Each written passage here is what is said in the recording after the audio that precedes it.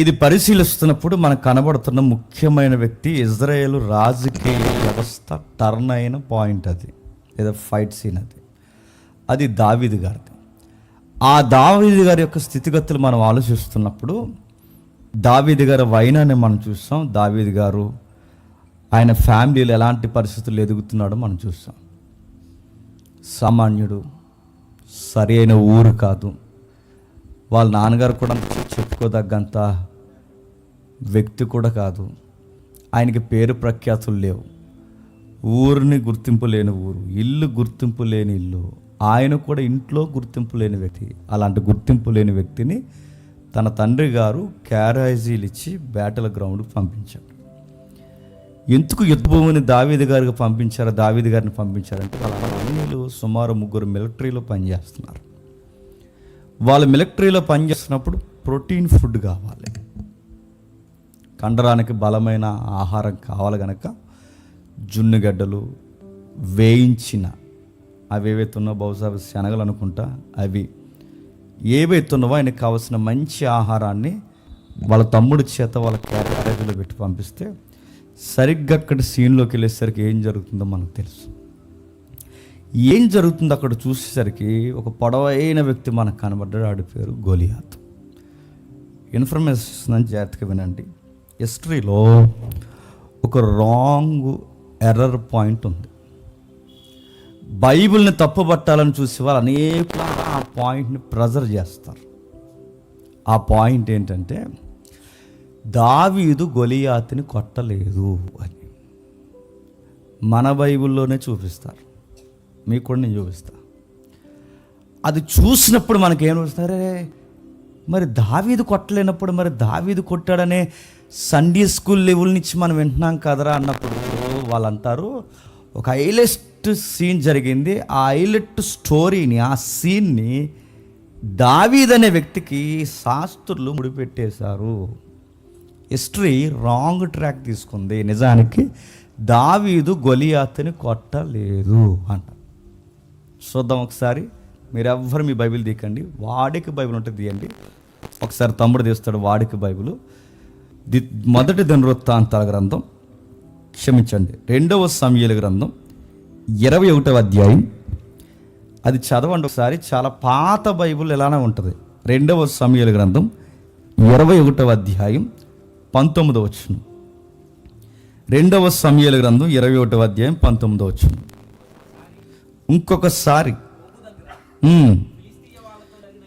ఇంకొకసారి తెల్లారితే ఇశ్రాయేలుకి ఎవరితో యుద్ధం ఉంటుందో తెలుసా?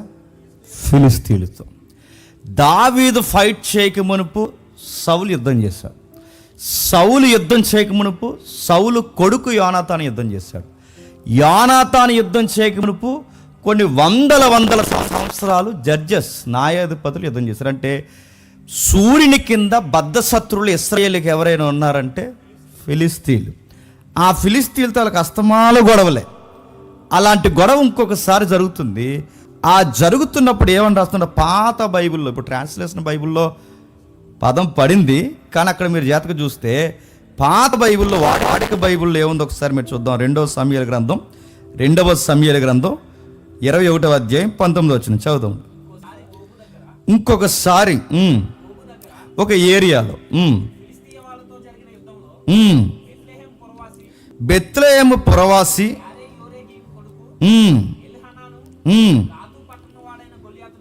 గాతు పట్టణపు వాడైన గొలియాతుని చంపారు. ఎవరు చంపారంటండి? అక్కడ నీ బొంద అక్కడ చూచదు. ఇంకొకసారి ఇప్పటికే నాకు టెంపర్ ఉంది. డీజిల్ దొరక్క నువ్వు ఇలాంటివన్నీ చేయకు. పెట్రోల్ దొరుకుతుంది, డీజిల్ దొరకట్లేదు. 2 గంటలు నిలబడి పిచ్చెక్కిపోయినా ఎండలో. అక్కడ చూసి చదువుదాం. ఇంకొకసారి గోబు దగ్గర ఫిలిస్తీన్ల వాళ్ళతో జరిగిన యుద్ధంలో బెత్లెహేము పురవాసి యారేయోరేగీము కొడుకు ఎల్హనాను గాతు పట్టణపు వాడైన గొలియాతుని చంపెను. ఈ గొలియాతు ఈటి కర్ర చేనేత పనివాడంత అడ్డుకర్ర అంత మందగలది. ఇప్పుడు ఇక్కడ టెక్స్ట్ని బట్టి చెప్పండి, గొలియాతుని చంపింది ఎవరు? ఈ రెఫరెన్స్ తీసి స్టిల్ ఇక్కడ లేదు, మీకు ట్రాన్స్లేషన్లో మన తెలుగులో వచ్చింది, కానీ మీరు అదే రెఫరెన్స్ని ఎబ్రీ బైబిల్కి వెళ్ళి చదివినా అక్కడ గొలియాతుని కొట్టింది ఆ వ్యక్తి పేరు ఉంటుంది, ఆ పడుచువాడి పేరు ఎల్ హనానా అనే వ్యక్తి ఆ అబ్బాయిని చంపాడు. అది క్షమించండి, గొలియాతుని చంపాడు. అంటే గొలియాతుని చంపిన ఎవరంటే దావీదు కాదు, గొలియాతుని చంపింది ఎవరంటే చెప్పండి, ఎల్ హనానా అనే ఒక వ్యక్తి చంపాడు. ఆ వ్యక్తి చంపాడు కనుక ఈ హైలైట్ స్టోరీని దావీదు కలిపేశాడు అన్నారు. నేను అడుగుతున్నాను, ఒకవేళ ఇలా పడితే అలా ఇలా స్టోరీలు కలిపేస్తే ఇలాంటి బైబిల్ మనం నమ్మొచ్చా? ఈ పాయింట్ మరి స్టార్టింగ్లో చెప్పేస్తే బాగోదు కనుక దాన్ని అలాగుంచి ఇన్ఫర్మేషన్ ఇస్తున్నానండి. గొలియాతు కాడు ఒక్కడు లేడు. ఇందాకన్నా మంచి పాయింట్ అంటే వ్యాఖ్యానాల్లో పాయింట్ ఉంటుంది. దావీదు ఎన్ని రాళ్ళు ఏరాడు? 5. 5 ఎందుకు ఏరాడు చెప్పనా? గాతు అనే పట్టణం చూసారా, ఆ టౌన్లో సుమారు గొలియాతు గాళ్ళు చెప్పండి యాక్టివ్ మెంబర్స్ 4 ఉంటారు, 4 ఉంటారంట. అంటే 5 రాళ్ళు ఎందుకు ఏరించాడు దావీదు చేత అంటే ఒక్కడు లేడు గొలియాతు, సేమ్ నేమ్స్తో ఒక్కడు లేడు. చెప్పండి, 4 ఉన్నారు. ఆ 4 కొట్టాలి, ఇంకొక రాయి మిగిలిన శాస్త్రాన్ని కొట్టాలి. ఇది వ్యాఖ్యానం. ఇలాంటి పరిస్థితి ఉంది. అలాంటి టైంలో గొలియాతులు అనే వ్యక్తులు మోకుంది. వాళ్ళందరూ చాలా ఎత్తుంటారట. గొలియాతు గాడే హైట్ అనుకుంటే ఇంకొకడు ఉన్నాడట 21 ఏళ్ళు వేసుకుని. నేను చదువుదాం, ఈ చేతికారు అంటే ఆడికి ఏళ్ళే 12 ఉంటాయంట. ఉన్నాయి బైబిల్ ఇవన్నీ.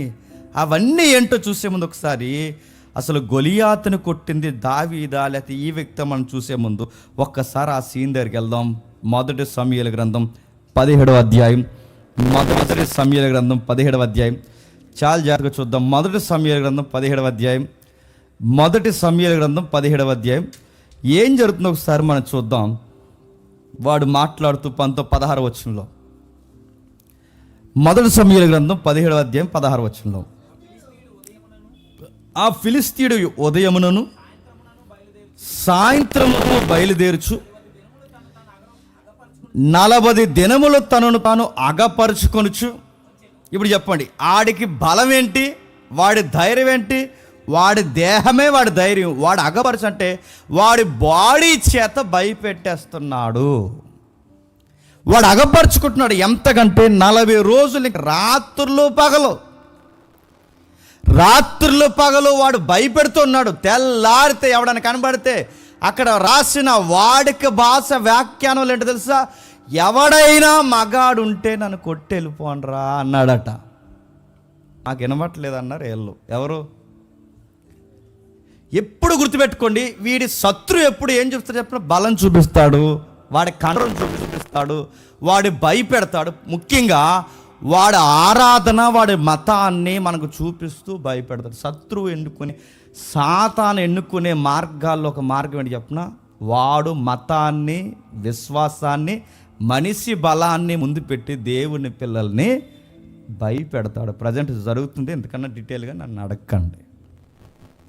వాడు మతాన్ని అడ్డెడతాడు, ఆ దేవుడి పేర్లు చెప్తాడు. ఆడు చెప్తాడు గొలియాతు గాడు, ఆ దేవుడి పేర్లు చెప్తాడు, మానవ బలాన్ని చూపిస్తాడు. ఆ బలంతో, ఆ మతంతో, ఆ దేవుళ్ళ పేరుతో దేవుని పిల్లలు నిలబడి అక్కడ యుద్ధం పరిచర్య చేస్తుంటే వాళ్ళని భయపెట్టేస్తాడు. అలా భయపడుతుంటే సరిగ్గా టైంలో వాళ్ళ నాన్నగారు పిలిచి ఏం పట్టుకెళ్ళమని 7వ వచనంలో, తూమెడు 10 రొట్టెలను తీసుకొని గోధుమలతో, అంటే గోధుమలో ఒక తూమెడు 10 రొట్టెలను తీసుకొని దండులో ఉన్న తన సహోదరు యొద్దకు త్వరగా పొమ్ము, ఈ 10 జున్ను గడ్డలను నెక్స్ట్ తీసుకొని పోయి వారి సహస్రాధిపతులకి ఇదిగో వేయించిన ఏ ఉన్నాయంటే గింజలు, అవి జున్ను గడ్డలు ఇవన్నీ పట్టుకెళ్ళి త్వరగా ఇవ్వు. వచ్చేటప్పుడు వాళ్ళ నాన్నగారు ఆ మాట మర్చిపోకుండా, అది టర్నింగ్ పాయింట్ మాట. నాన్న అన్నీళ్ళందరూ క్షేమంగా ఉన్నారు లేదు, వచ్చేటప్పుడు ఒక ఆనవాళ్తే అది బయలుదేరదన్నమాట. వచ్చేటప్పుడు అన్నయ్యలందరూ సరిగ్గా ఉన్నారో లేదో ఒక ఆనవాలు తీసుకురా, ఈ మాట గుర్తెట్టుకున్నాడు, క్యారేజీలు పట్టుకున్నాడు, అన్నయ్యలు చూడడానికి వచ్చాడు. గ్రౌండ్లోకి వచ్చిన వెంటనే వీడు వాగుతున్నప్పుడు ఎవరు గుర్తించిన ఒక పాయింట్ గుర్తించారు. అందరూ ఏం గుర్తించారంటే, ఇశ్రాయేలులో ఎత్తైన మనిషి ఎవరండి? సౌలే ఎత్తైన మనిషి అయితే, ఇశ్రాయేలులో సౌలే వ్యక్తైన మనిషి అంటే, ఈ మనిషి కన్నా ఎత్తున్నాడు ఆడు. చెప్పండి. ఇప్పుడు ఇతను చూస్తేనే భయమేది, ఇప్పుడు అతను చూసి భయపడుతున్నాడు. సీన్ ఎలా ఉంటుందో ఊహించండి ఒకసారి. ముందు కొడుకు యుద్ధం చేస్తాడు, కొడుకుతో పాటు ఎవరు ఎత్తున్నాడో ఆయుధములు మోసాడు. లాస్ట్ వీక్ చూసాంగా, ఆయుధాలు మోసేవాడు కొడుకు కలిసి అరెకరం నేల తప్పేశారని చదివాం మనం. అరెకరం నేల అంటే ఒక 25 మందిని అరెకరం నేలలో మొక్కలు నరికి పారేశారు.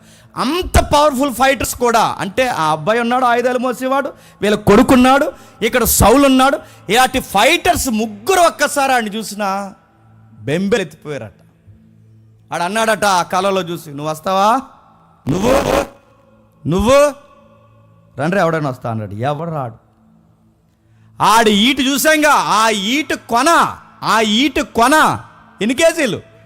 7 కేజీల సిల్లర, ఇంక 2 పాయింట్లు కలిపితే 8 కేజీలు. ఆడి ఎత్తు సుమారు 9 అడుగుల 9 అంగుళాలు. ఆడి వాడే ఆ ఈట, అది ఏదైతే ఉందో చేనేత, అంటే ఈ బట్టలు నేసే అది రోకల్లా ఉంటుంది అంత. అంటే నిజానికి ఈటు సైజు ఇలా ఉండాలి మనకి, కానీ ఆడు ఈటు ఇలా పట్టుకుంటే అది రోకల, చిన్న సైజు రోకల్లా ఉందంటాడు. ఎలా ఉంటాడండి? మనం చూసాం లాస్ట్ వీక్. ఆ ఈట కింద ఓ ఫ్యామిలీ బతికేచ్చు టెంట్ వేసుకుని. ఆడి ఈటేంటి, ఆడి కొనేంటి, ఈ పైన ఇది పెట్టుకున్న శిరస్థానం.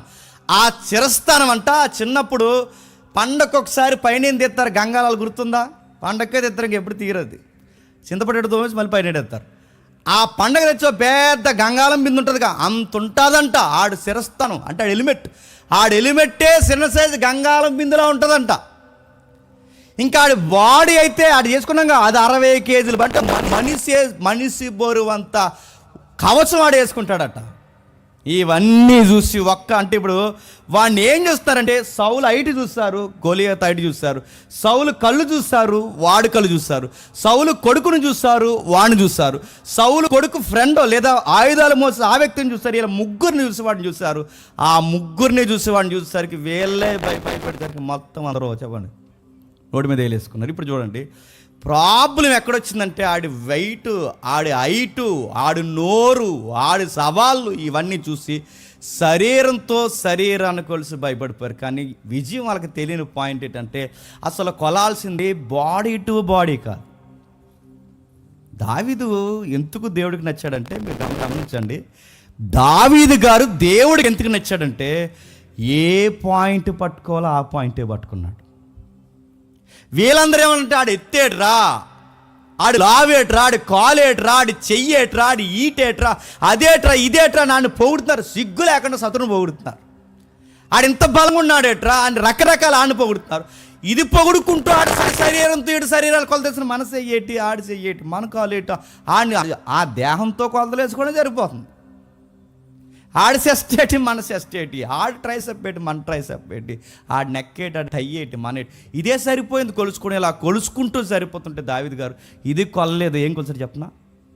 పాయింట్ అన్నాడు, అదే దేవుడు. అందుకే దావీదు నా ఉద్దేశానుసారుడైన మనసుని ఎప్పుడు గుర్తుపెట్టుకోండి. ఏదన్నా ఆర్గ్యుమెంట్ జరిగితే, ఏదన్నా ఒక విషయం జరిగితే అదే సీన్లో దేవుడు ఉంటే, ఈ గొడవలో దేవుడు ఏ పాయింట్ని రైట్ అంటాడు అన్న పాయింట్ మీద మనం నిలబడాలి. గుర్తుపెట్టుకోండి.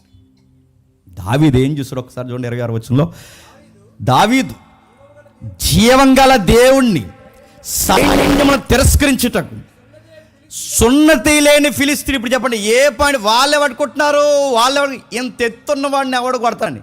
దావీదు ఏమంటున్నాడు, అసలు పరువు పోయేది సౌలుది కాదు, పరువు పోయేది సౌలు కొడుకుది కాదు, పరువు పోయేది సైన్యాన్ని కాదు. పరువు ఎవరిది పోతుందంటే సీన్లో దేవుడిది పోతుంది. ఆయన అంటున్నాను సార్, దేవుడు మనతో నిబంధన చేసుకున్నాడు సార్. నిబంధన చేసుకున్న వాడు మనల్ని తునీకరిస్తున్నాడంటే నిబంధన కారకుడైనా దేవుని తునీకరిస్తున్నాడు సార్. మీకు ఎలా ఉందో నాకు తెలియదు, కానీ ఆడెవడు సార్? అసలు దావీదు గారు 8 ఆడ 8 అండి. మన లాస్ట్ వీక్ మనం మాట్లాడుకున్నాం. ఆ 9 అడుగుల 9 అంగుళాల్లో దావీదు గారు 5.2 ఉంటాడంట. అంటే ఎంత ఉంటాడండి? అది ఒక కాలంత ఉంటాడు. కాలంత ఉన్నవాడు అన్నట్టు ఆడెవడంటున్నాడట. సార్ ఆడెవడు సార్ ఆడెవడేట అంత ఉంటాడు ఎవడంట వీడు అంటారు వీళ్ళు. దావీదు గారు నా రోజు సీన్లు వాళ్ళు చూసారు చెప్పనా, ఓవర్ యాక్షన్ ఎక్కువైంది నీకు అన్నారు. ఎవరిని? అసలు ఓవర్ యాక్షన్ చేస్తున్నది ఆడు. ఎవడు? ఆ ఎద్దుగాడు ఎవడు చెప్పండి? ఆడ యాక్షన్ కనబట్టలేదు వీళ్ళకి. ఎవరో ఓవర్ యాక్షన్ అంటారు. అన్నీ అన్నాడుగా, నువ్వు గర్వాంధుడురా, నువ్వు చెడ్డోడురా. ఎలియాబు అన్నాడుగా వాళ్ళ అన్నయ్య, నువ్వు గర్వాంధుడురా, నువ్వు చెడ్డోడురా, నువ్వు ఈ చెడ్డ కార్యాలు చేయడానికి వచ్చి. అంటే నిజానికి గర్వాంధుడు ఎవరు అక్కడ? ఆడి గర్వం కనబట్టలేదు, వాడి చెడ్డ కార్యం కనబడి. కానీ ఈ అబ్బాయి మంచిగా నిలబడితే, తమ్ముడు నిజమేరా, నిబంధన లేని వాడు ఎవరా దేవుడిని అన్నాడు. నువ్వు అన్నమాట రైట్ రా తమ్ముడు, చిన్నడు అయినా మా బుర్రలకు ఎక్కలేదు అంటే బాగున్నాను అన్నీ అనకుండా తిరగేది ఏమంటున్నాడు తెలుసా? ఓవర్ యాక్షన్ ఎక్కువైపోయిందరు నీకు. ఎప్పుడు గుర్తుపెట్టుకోండి, మనం దేవుని కోసం ఏదో ఒకటి చేద్దాం అనుకున్నప్పుడు మన నీరు గార్చేసి ఎలియాబులు ఉంటారా? ఉండరా? ఉంటారు. నీకెందుకో అవన్నీ అవసరమైన చెప్పు నీతో పోద్దా, మీ ఆవిడ ఏమైపోద్ది, నీతో పోద్ది, నీ పిల్లలు, ఇవన్నీ మనకి మొత్తానికి నీరు గారిసేస్తారు మనకి.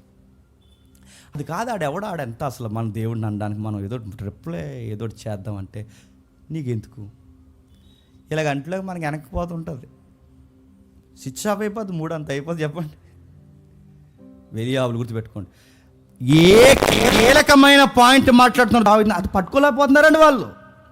వీళ్ళకి ఎందుకు అసలు దావీదు గారు అన్న మాట ఎలియాబు అన్నా విజయం ఎలియాబుదే, అదే మాట సౌలు అన్నా విజయం సౌలుదే, అదే మాట సౌలు కొడుకన్నా సౌలు కొడుకు కూడా గెలిపిస్తారు. ఆ సీన్లో ఆ చూడగలిగే నేత్రాలు ఎవరికున్నా గెలిపిస్తాడు. మేము డిబేట్కి వెళ్తున్నప్పుడు మా మధ్య డిస్కషన్ అంత చెప్పండి, ఒక పాయింట్ చెప్తాను. మేము మాట్లాడుకున్న ఒకటే మాట, అన్న మనం దేవుని సైడ్ మాట్లాడుతున్నాం, వ్యక్తులు లౌకికమైన మెప్పుకోల కోసం మాట్లాడుతున్నారు. మనం దేవుని సైడ్ ఉన్నాం, నడిపింపు చెప్పండి దేవుడే ఇస్తాడు. ఎప్పుడు ఆ పాయింట్స్ మనం గుర్తించుకోవాలి. మనం దేవునికి మహిమ తెస్తున్నామా, మనకు మహిమ తెచ్చుకుంటున్నామా, దేవుణ్ణి హెచ్చిస్తున్నామా, నా సెలపు కొట్టుకుంటున్నానా, ఇది మనం చేస్తున్నామా? ఈ పాయింట్ ఒక్కటి మనకు అర్థమైతే మన బలాల కొలం, మన శరీరాల కొలం, మన యొక్క ఆస్తులు మన కొలం, మనం ఏం కొలుస్తుంది చెప్తున్నా? నా దేవుడు నాతో ఉన్నాడు.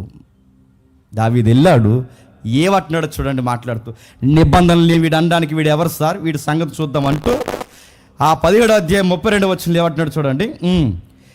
ఎవరు మనస్సు కృంగ నిమిత్తము లేదు, ఈ ఫిలిస్తీని బట్టి ఎవరి మనస్సు కృంగ నిమిత్తము లేదు. ఇప్పుడు చెప్పండి, మీరు సీని ఉంచుకోండి.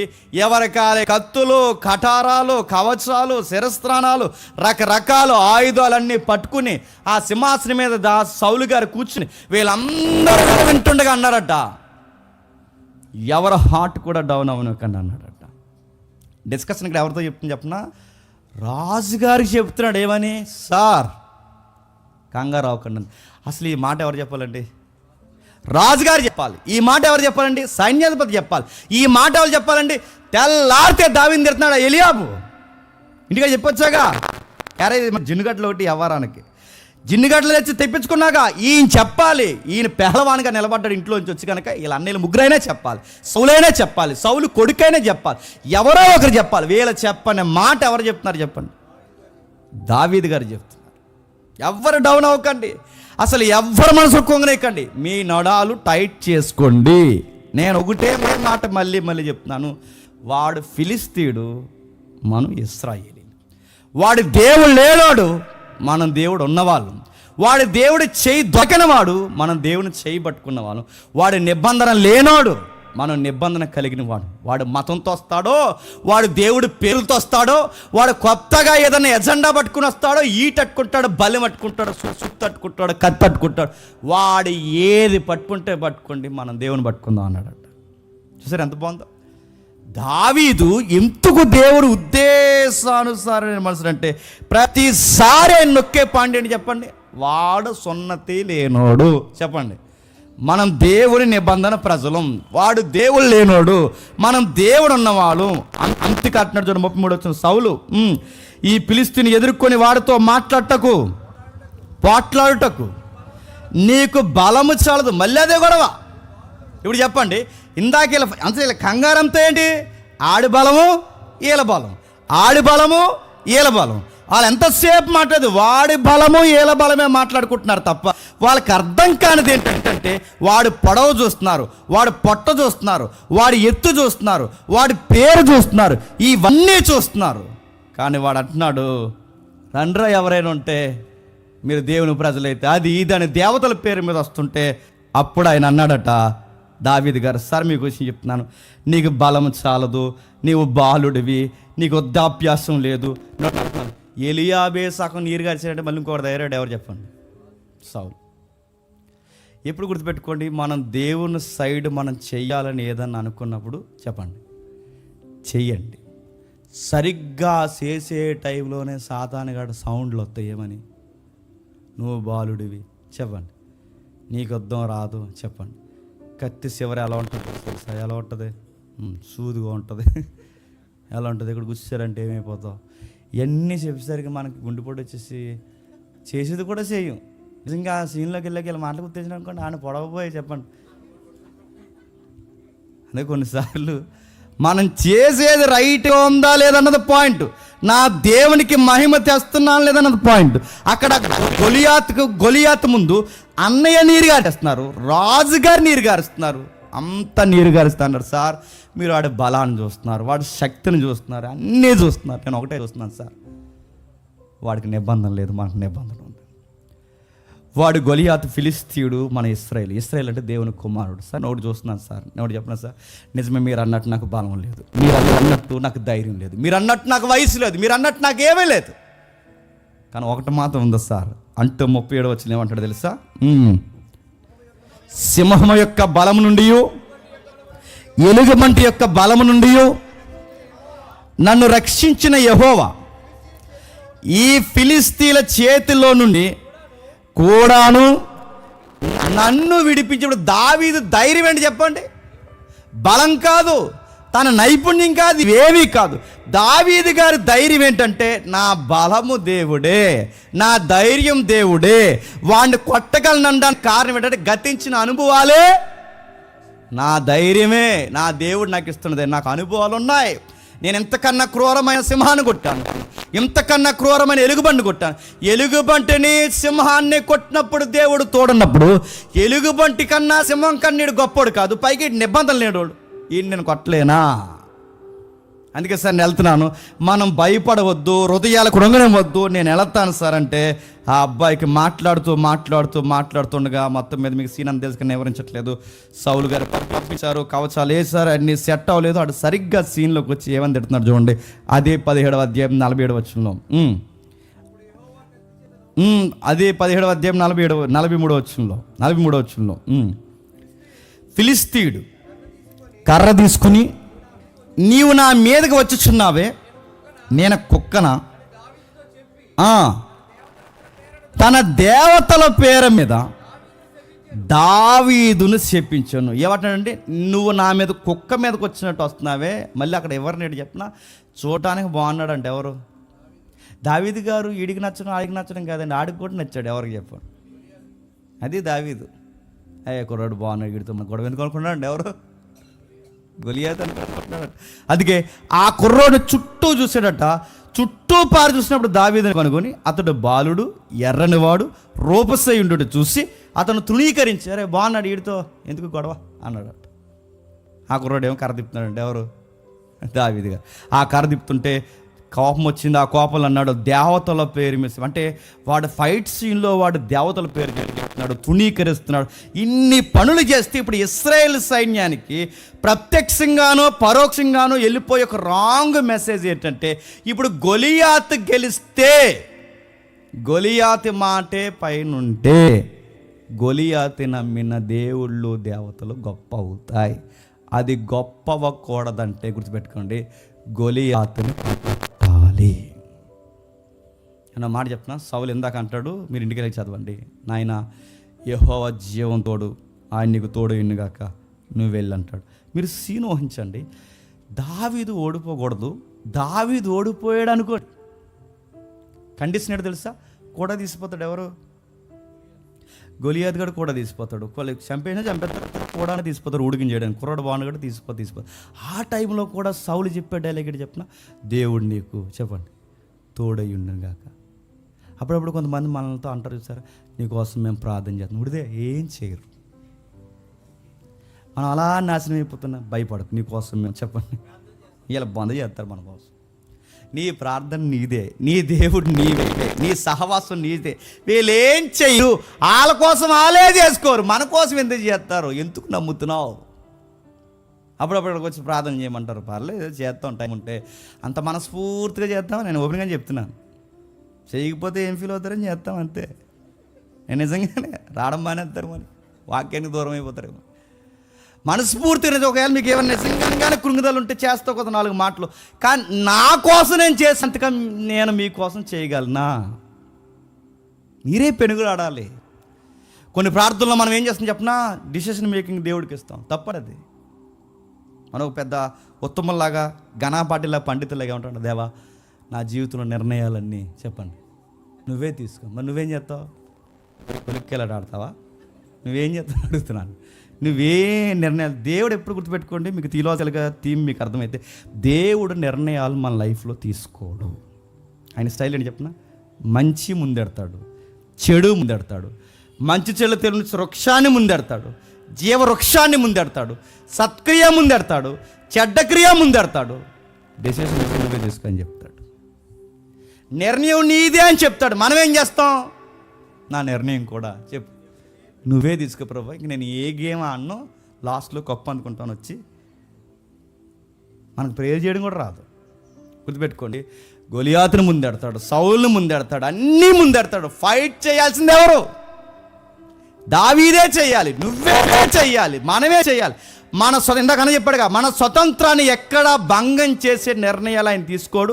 మోటివేషన్ చేస్తాడు. ఇది ఇలాంటి స్పీకర్ ద్వారానో లేకపోతే ఇలాంటి వ్యక్తి ద్వారానో సహోదరులు చెప్తుంటాడు, అరే ఇలా ఉంటే బాగుంటుంది, ఇలా ఉంటే బాగుంటుంది, ఇలా అని చెప్పిస్తాడే తప్ప దగ్గరుండి చెయ్యట్టుకుని తీసుకెళ్ళడు. మీరు ఎప్పుడు పొరపాటు ప్రార్థన చేయకండి. నువ్వే నా లైఫ్లో ఏది బాగుంటుంది, నువ్వే ఏది బాగుంటుంది, ఇంకా నువ్వే చెప్పండి. నువ్వే ఇంక అన్నీ, ఇంకా మార్కెట్కి వెళ్తున్నాను నువ్వే, ఇంటికి వస్తున్నాను నువ్వే, కానీ ఇంక అన్నీ నువ్వే. ఉలిపిలు కొనేది ఆయనే, ఇంటికి తెస్తుంది ఆయనే, గ్యాస్ వచ్చేది ఆయనే, అన్నీ ఆయనే. మరి నువ్వేం చేస్తావు? తినేసి పొట్టపేం చేస్తావు, అంతేనా? నువ్వేం చేస్తావు? మన నిర్ణయాలు మనం తీసుకోవాలి. మంచి చెళ్ళు మన ముందే పెడతాడు. ఏది జీవ మార్గం, నాశనానికి పోయే మార్గం, రెండు ముందెడతాడు. లైన్ ఎంచుకోవాల్సింది నువ్వు నేనే. దావీదు గారి ముందు ఇప్పుడు లైన్ ఉంది. కొడతావా? అన్నయ్య తిట్టాడని, సౌలు తిట్టాడని కృంగదీస్తున్నారని పోతావా? గెలిసే యుద్ధం ముందుంది, గెలుస్తావా? వీళ్ళ మాటలకి వెనక్కి పోతావా? ఇప్పుడు నిర్ణయం ఎవరు చెప్పండి? దావీదు గారు ఒకవేళ ఓడిపోతే అందరూ అంటారు, అయ్యో పాపం బిడ్డకి ఏదో కంగారులు వెళ్ళిపోయాడు, బిడ్డకు దేవుడు తోడు ఉండు కాక, రండ్రా మనం పోదాం అంటారా? అనరా? తర్వాత దావీదు గారి లైఫ్ దానియేలు జీవితం అయిపోనవుదా? ఖచ్చితంగా అయిపోని అడుగుతున్నాను. కానీ దావీదుకి ధైర్యం తెలుసు, ఆయన పాయింట్లో గెలుస్తాను తెలుసు. ఎందుకు తెలుసా? ఇది గొలియాతుకి నాకు యుద్ధము కాదు, ఇది సౌలుకి ఫిలిస్తీన్లకి యుద్ధము కాదు, ఇది వాడి దేవతలకి మన దేవతలకి ప్రెస్టేజ్ వార్. ఇప్పుడు వాడి ఫెయిత్ నిజమా చెప్పండి, మన ఫెయిత్ నిజమా? వాడి విశ్వాసం గొప్పదా, మన విశ్వాసం గొప్పదా? తేలిపోవాలి అంటే ఒక అన్యుడైన వాడు దేవుని ప్రజలు ఇంత ఇబ్బంది పెడుతుంటే మనకి పౌరుషం రావట్లేదంటే నేను అడుగుతున్నాను, మనం ఏమనుకోవాలన్న ప్రశ్న మాకు రావాలి. ఆ రోజు గొలియాతు చాలామంది ఉన్నారు. పక్క సంఘాన్ని ఏమైనా చేస్తే నీకు పట్టదు, దేవుని పిల్లల్ని బెదిరించేస్తుంటే నీకు పట్టదు. మనకెందుకేంటి?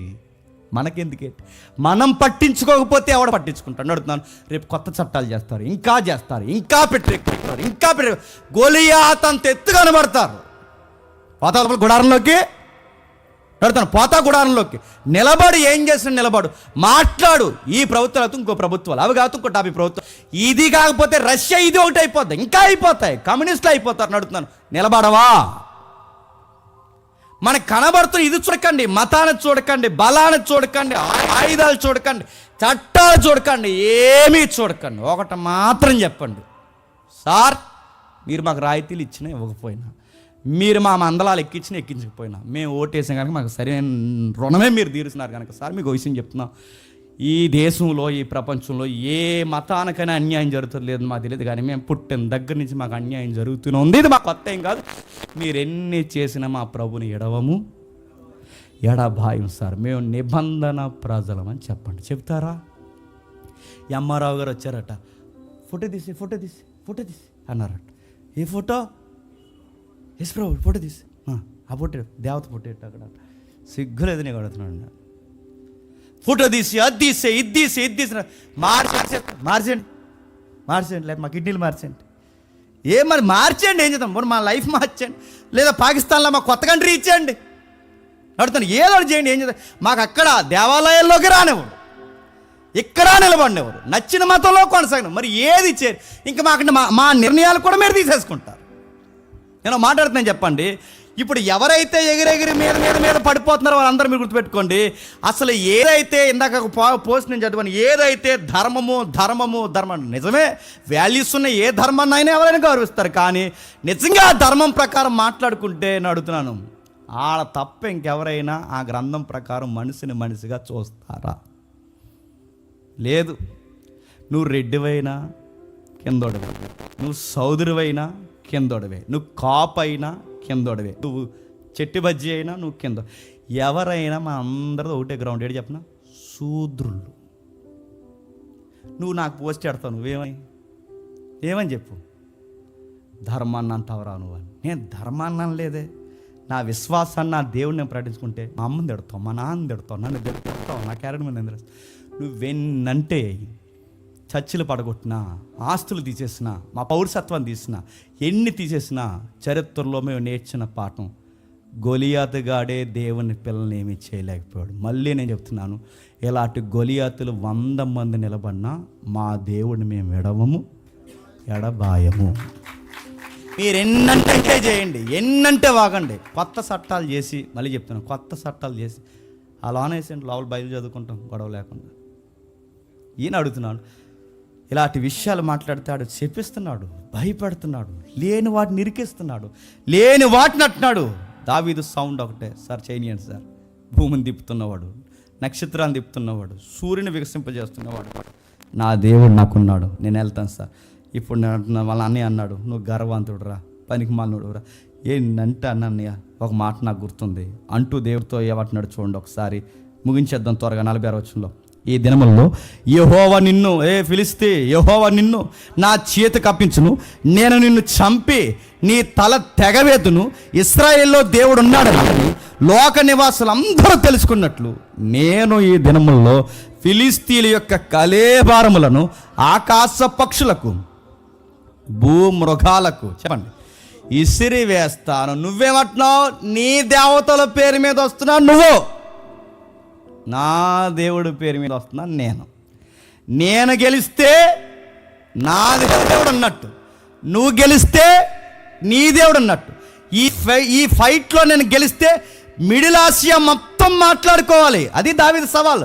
మిడిల్ ఆసియా మొత్తం ఏమని మాట్లాడుకోవాలంటే దావీదు దేవుడే నిజ దేవుడని మాట్లాడాలి. నా దేవుడు పేరు మీద నేను వస్తున్నా, నువ్వు ఇంకా ఎన్ని పేర్లు చదువుకుంటూ రా.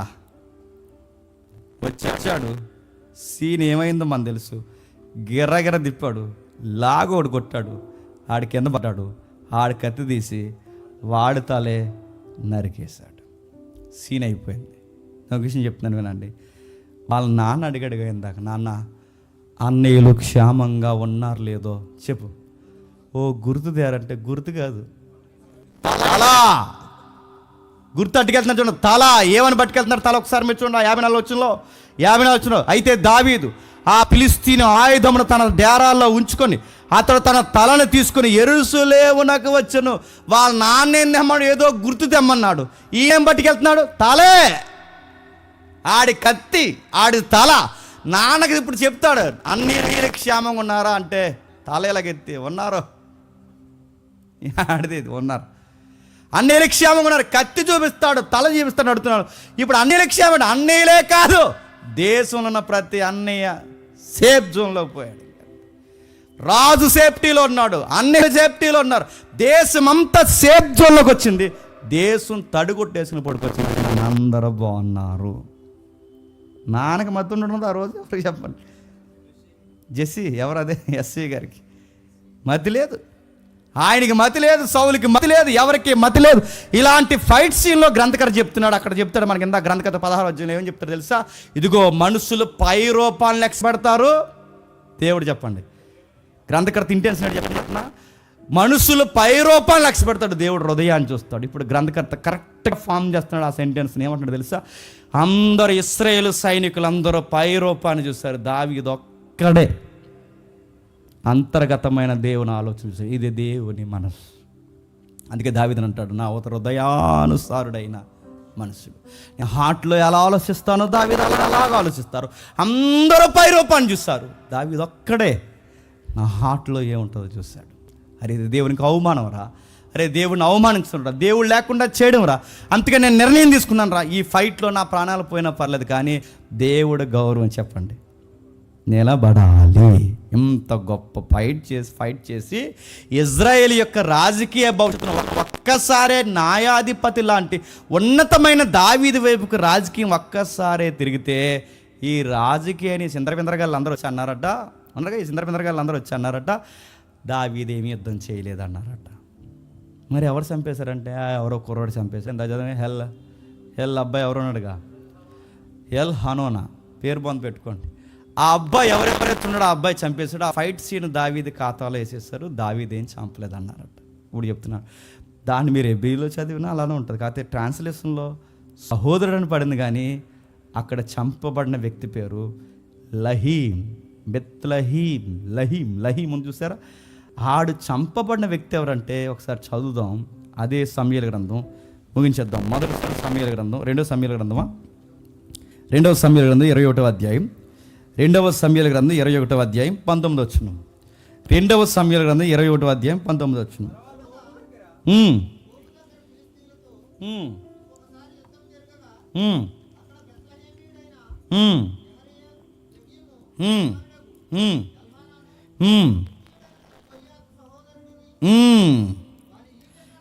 ఇక్కడ చేరుతుంది, ఈడి పేరు గొలియాతి సహోదరుడు. అంటే ఈడు గొలియాత్ అంటే గొలియాదికి బ్రదర్ ఉన్నాడు. ఈడు ఎలా ఉన్నాడంట? గొలియాత్ లాగా ఉన్నాడంట. సేమ్ బ్రీడు, సేమ్ అలాగే ఉన్నాడు. ఆడు ఎలా ఉన్నాడో వీడు అలాగే ఉన్నాడు. వీడి పేరు ఇక్కడ చెప్పలేదు కానీ వృత్తాంతాల్లో చెప్పాడు. ఏమన్నా ఒకసారి మనం చూద్దామా? మొదటి దినవృత్తాంతాల గ్రంథం 20వ అధ్యాయం, మొదటి దినవృత్తాంతాల గ్రంథం 20వ అధ్యాయం ముగించేద్దాం. 20వ అధ్యాయం 5వ వచనం. మొదటి దినవృత్తాంతాల గ్రంథం 20వ అధ్యాయం 5వ వచనం. మరలా ఫిలిస్తీన్తో యుద్ధము జరగగా ఎల్హానాను ఇత్తీడైన గొలియాతు సహోదరుడు లహీమిని చంపును బెత్లహీం.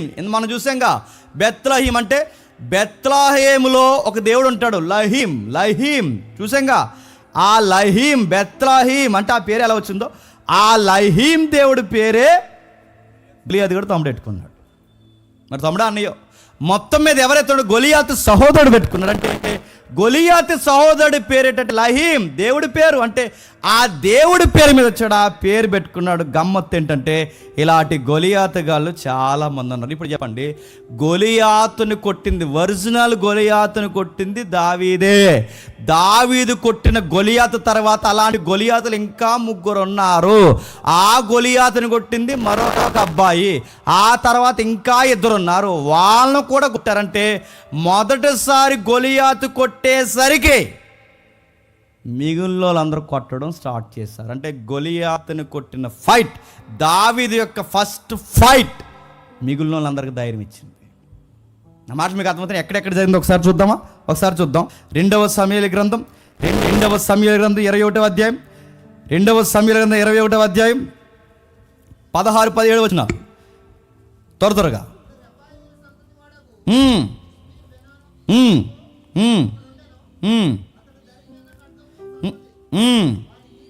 వాడి ఈటే సేమ్ ఇంక మరి ఎవరో పేరెంట్స్ తెలదు కానీ అందరు పర్సనాలిటీలు అయ్యాయి. చెప్పండి, చదవండి.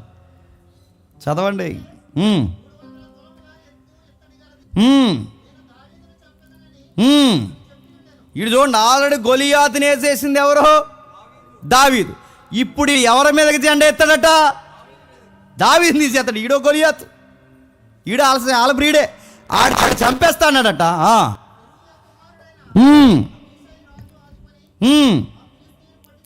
ఆ ఫిలిష్తీని కొట్టి చంపినప్పుడు చెప్పండి, మొట్టమొదటిసారి గొలియాతుని దావీదు కొట్టేసరికి ఆటోమేటిక్గా అందరికీ ధైర్యం వచ్చేసిందా లేదు చెప్పండి. అది ఆ ఫైట్ దావీదు చేయకపోతే అందరు ఈ నలుగురు ఏం చేద్దరు తెలుసా? నలుగురు 4 మూల నుంచి నొక్కేద్దరు దేశాన్ని. ఏం చేద్దరు చెప్పండి?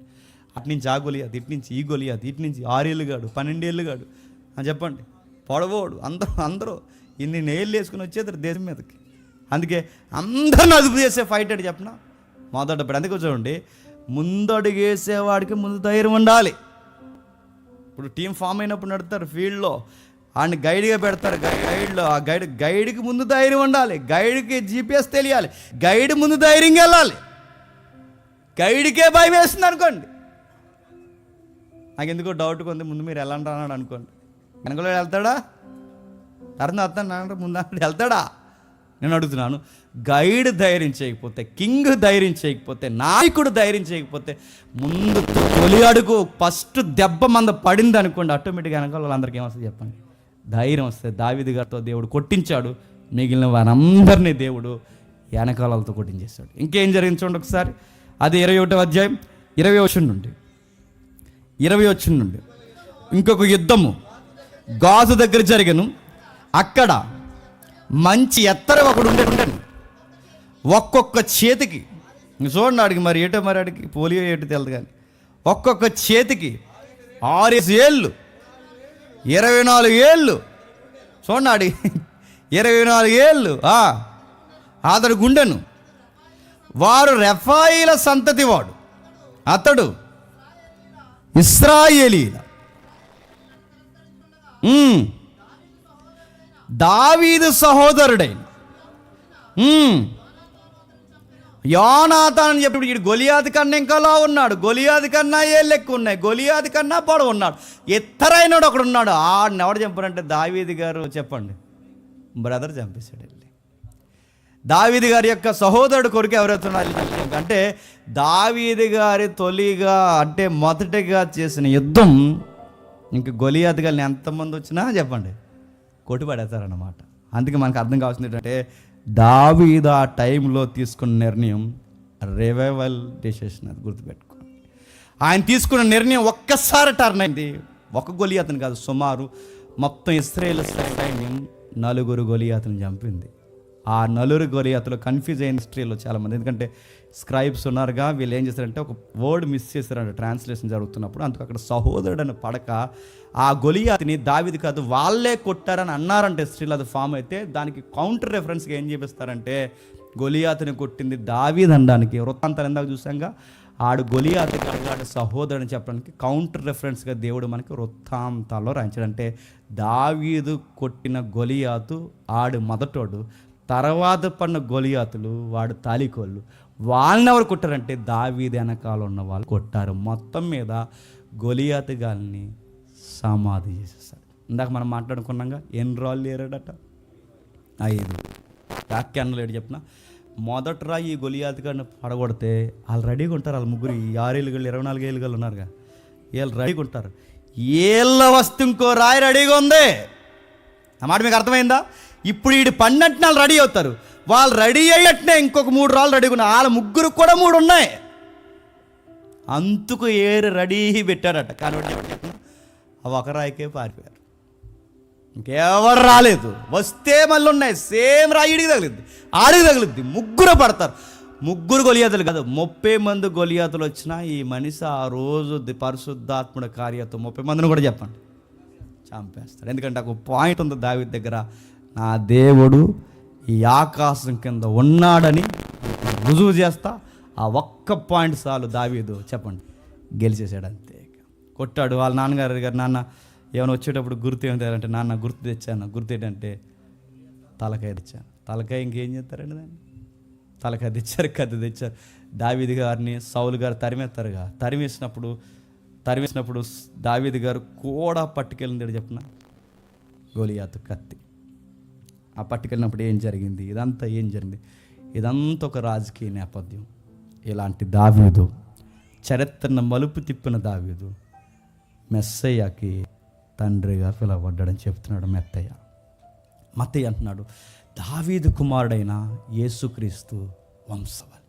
ఇప్పుడు మీరు అనండి, దావీదు ఆ రోజు ఫైట్ చేయకపోతే, యోధా జాత్ అంతా చెరకెళ్ళిపోతే, ఒకవేళ చంపేస్తే మెస్సయ్య ఏమవుతాడు అంటే, గొలియాతు ఫైటు పరోక్షంగా ఎవరి కోసం చెప్పిన మెస్సయ్య కోసం. మెస్సయ్య రాకకి గరుకైన ప్రతి మెట్టనే దావీదు ద్వారా ఏం చేస్తాడు చెప్పండి, అణిసివేస్తున్నాడు. అది పర్వతమైనా లేపేస్తాడు, అది లోయ అయినా పూర్తి చేస్తాడు, అది ఏదైనా తీసి పడేస్తాడు. దావీదు ద్వారా మెస్సయ్యకి దేవుడు రూట్ క్లియర్ చేస్తున్నాడు. అందుకే ఈయన ఎవరంటే సన్ ఆఫ్ డేవిడ్. మెస్సయ్య ఎవరంటే సన్ ఆఫ్ డేవిడ్, దావీదు కుమారుడు. ఈ యొక్క జీనియాలజీలోకి మత్తయి తెచ్చి పెడుతున్నాడు. ఇంకా ఉంది చరిత్ర. ఇలాగ అన్న మేము మాట్లాడుకుంటున్నాం, త్వరగా ముగించేస్తే బాగుండని. అంటే జీనియాలజీ, నిజానికి ఆ జీనియాలజీ ముగించి వెళ్ళిపోతే మళ్ళీ ఇంకెప్పటికీ దాని జోలికి రాం. అది కొంచెం ఆలస్యమైనా చెప్పండి, ఆగాగి ఆ 2వ అధ్యాయంకి వెళ్ళిపోతే మనకు త్వరగా పరిగెట్టచ్చు. ఇంకా అసలు చరిత్ర ముందు, ఇంకా దావీదును దాటామో ఇటెక్కిపోయే పాలిటిక్స్ ఉన్నాయి. ఇంకా అవన్నీ మనం చదువుతాం, వింటాం. ఇప్పుడు నేను 84 కిలోమీటర్లు వెళ్తున్నాను, క్షేమంగా వెళ్ళాలని నా కొరకు ప్రార్థన చేయండి. దేవుడు మిమ్మల్ని దీవించును గాక.